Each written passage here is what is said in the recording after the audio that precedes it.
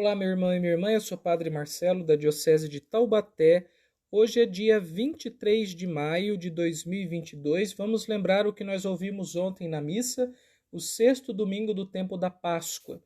No Evangelho, Jesus dizia: Quem guarda a minha palavra, eu e o meu Pai faremos nele a nossa morada.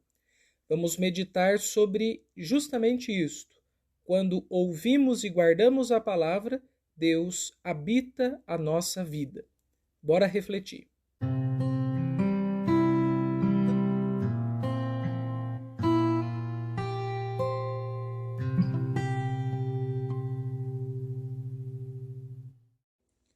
Vamos organizar a nossa meditação em 3 partes.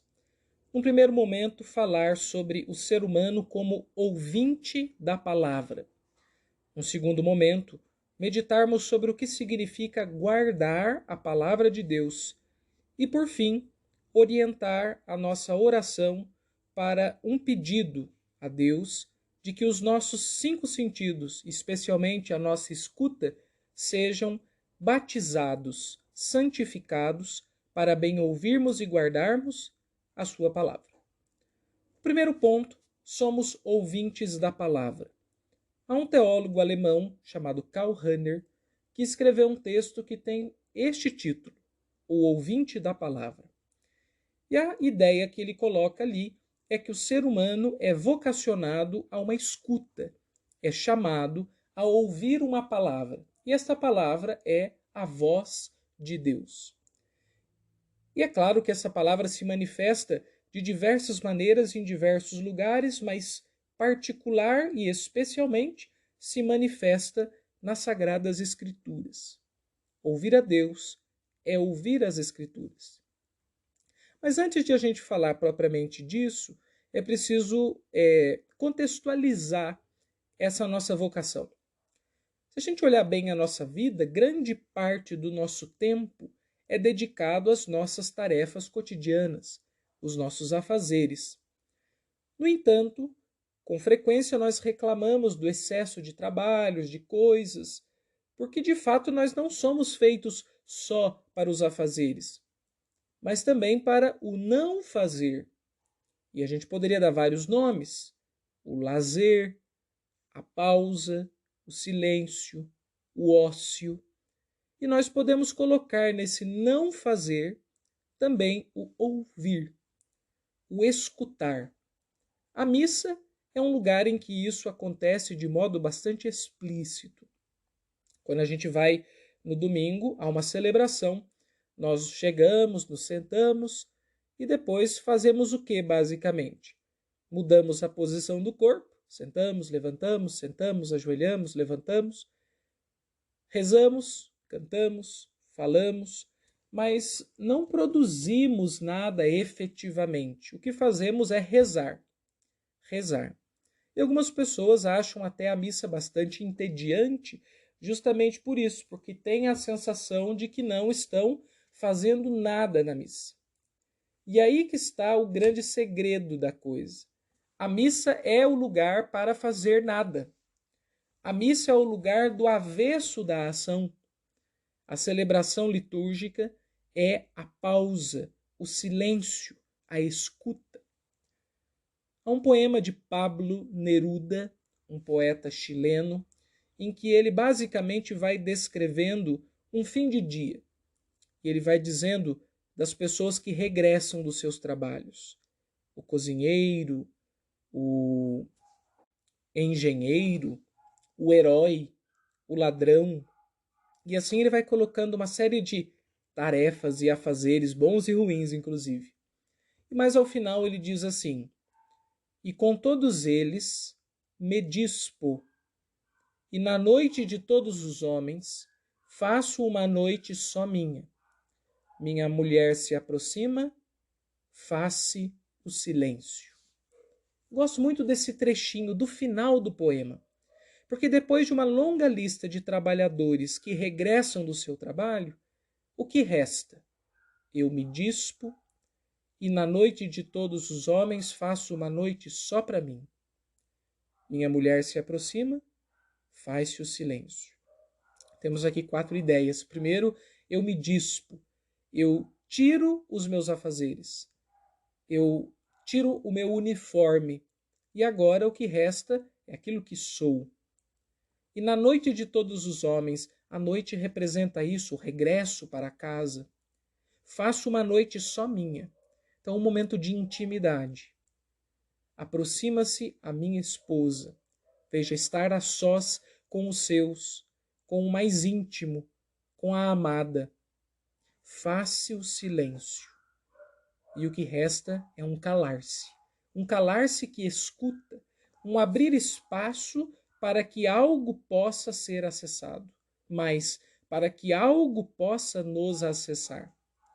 É como uma mulher grávida que, no período da sua gestação, vai, com o crescimento da criança, expandindo o seu ventre para que a criança caiba nela. Assim, aquele que escuta também expande o seu ser, às vezes com a mesma sofreguidão de uma mulher em gestação, para que caiba uma vida nova, a palavra de Deus. Nossa vocação é para sermos ouvintes, e ser ouvintes é o avesso de ser agentes. A escuta se faz na noite, no fim do trabalho, se faz no silêncio, se faz na missa. E é a isso que nós somos convidados, a não viver só para os nossos trabalhos, mas sermos capazes de parar e rezar, e ler a palavra, e estudar sobre Deus, e ouvir a voz de Deus que grita na voz do mundo. E aqui vem o segundo ponto da minha reflexão: guardar a palavra. Uma vez que nós a escutamos, é preciso conservá-la. Na tradição bíblica judaica, guardar a palavra tem um sentido muito específico. Significaria mais concretamente memorizar a palavra.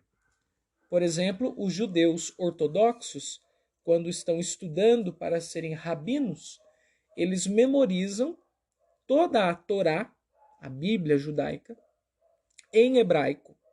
Memorizam a Bíblia deles inteira, os 5 livros, em hebraico, de modo que eles possam consultar apenas a sua própria memória, a sua mente, o seu sentimento a respeito das coisas de Deus. Isso é guardar a palavra.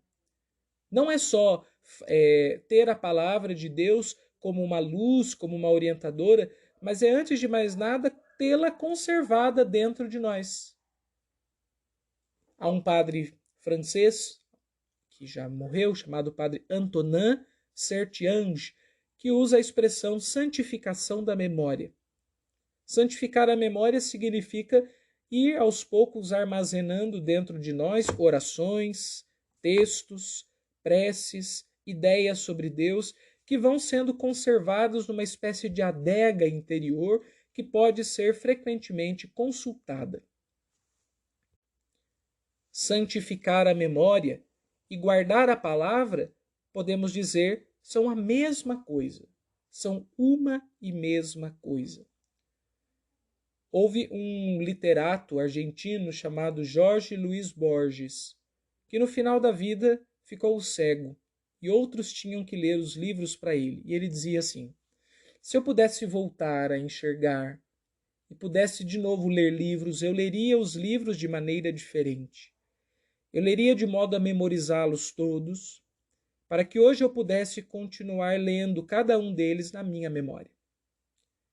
Veja que interessante. Então aqui temos 2 coisas a considerar. Primeiro, que guardar significa literalmente armazenar. E nós fazemos isso pela memória, pela santificação da memória. E segundo, que uma vez que guardamos as coisas de Deus, guardamos Deus mesmo dentro de nós. Porque é como se fosse um remédio. Um remédio tem o princípio ativo e o veículo. O princípio ativo é a força do remédio que vai atuar sobre a nossa enfermidade. E o veículo é o meio pelo qual o princípio ativo chega a nós. Que pode ser uma cápsula, pode ser uma gota, pode ser a água, pode ser uma injeção. Existem várias substâncias que podem ser usadas como veículo. Mas o grande ponto de chegada é que o princípio ativo haja sobre nós. Do mesmo modo, quando guardamos a palavra de Deus, no fundo estamos guardando Deus mesmo. Quando memorizamos as coisas santas, estamos trazendo Deus para dentro de nós, de modo que em qualquer lugar, sem nenhum livro na mão, mesmo quando cegos, sem poder nada ler, mesmo quando surdos, sem poder nada ouvir, nós podemos então recorrer àquele repertório interior, aquela adega espiritual na qual Deus se faz presente dentro de nós. Guardar a palavra é guardar Deus. Isso é importante e é o segundo ponto da minha reflexão. E por fim, o último ponto. É preciso preparar os ouvidos, no sentido simbólico. É preciso preparar a escuta da palavra. Porque nós pouco escutamos a vida, quanto mais ou quanto menos escutamos Deus. Então é preciso batizar os nossos sentidos. Há um padre jesuíta chamado Benjamin González Buelta, que escreveu um poema chamado Batiza os Meus Sentidos. E ali ele vai falando para Deus, numa forma de oração, que batize a sua visão, a sua audição, o seu olfato, o seu paladar e o seu tato, para ele perceber Deus em todos os 5 sentidos. Antes de queremos ouvir a voz de Deus, essa profunda voz que ecoa no mistério de todas as coisas e que se faz explícita, que grita na Sagrada Escritura, que grita no Evangelho, é preciso antes ouvir o mundo, ouvir a vida. Inclusive nesse poema, o padre Buelta vai dizer assim: Senhor, não me fales, porque ainda não consigo te escutar no ruído das coisas. Então aqui nós temos um caminho também a fazer. Primeiro, aprender a escutar a vida. Ativar a escuta de modo genérico. Para num segundo momento, uma vez que já sabemos escutar a vida, pedir a Deus que batize a nossa escuta para ouvirmos a sua palavra. E ouvirmos não apenas para entendermos, para nos regozijarmos, para sabermos, para repetirmos, mas para guardarmos. Porque quando guardamos a palavra, Deus nos habita. Quem guarda a minha palavra, eu e o Pai faremos nele nossa morada. Foi o que disse Jesus.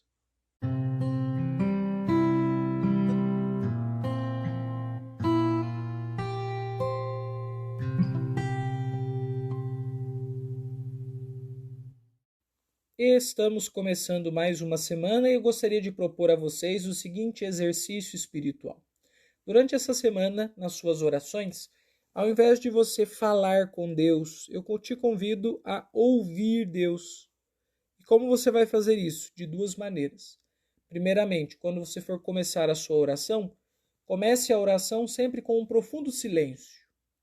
Porque nesse profundo silêncio, o seu ouvido será aguçado e você ouvirá a vida ao seu redor, concretamente. E essa escuta da vida vai preparar a sua escuta da palavra. Primeira coisa, fazer um bom silêncio quando você começar a rezar. E num segundo momento, ler trechos do Evangelho. Você pode pegar a liturgia do dia, liturgia da palavra, leia um trecho do Evangelho e fique se perguntando o que Deus está falando para mim. O que eu posso ouvir desta palavra que está sendo proclamada, lida, meditada? E dessa escuta, faça a sua oração. Essa é uma semana para falarmos menos e ouvirmos mais, no silêncio e na leitura da Bíblia. Te desejo uma boa semana, excelentes orações e a gente se vê ou se ouve na semana que vem com mais um Ontem na Missa. Até logo, pessoal!